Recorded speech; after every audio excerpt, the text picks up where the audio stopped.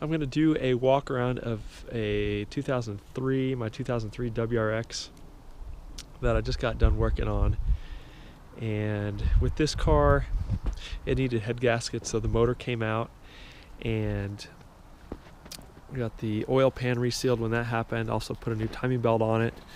The cylinder heads got resurfaced, remachined, and so those were flat before the head gaskets went in. It did get the multi-layer steel head gasket.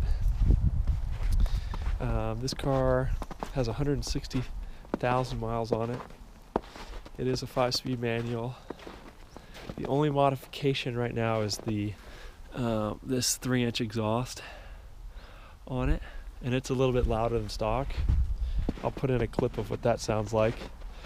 It's got really good tires on it. They are Goodyear Assurance, not a cheap tire, and they're all matching. I would say they're about 90%. It's got these seats that I really like. You can see the inside's pretty clean.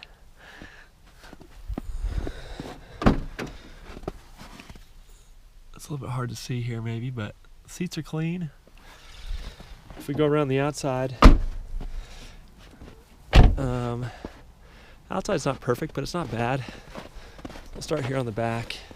We have here a little crack in the bumper, and you can see here there's a dent. Let's see, there's a couple imperfections here in maybe here and here, some small dents.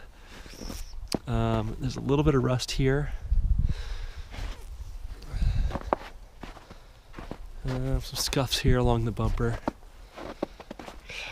Normal wear and tear kind of scratches. This is probably the worst panel, and this is the front right. You can see the dent there, and it looks like it's been painted before. You can see it's got some bubbling here. I may even try and fix that. The rest of the car's pretty clean. It's got some scratches here.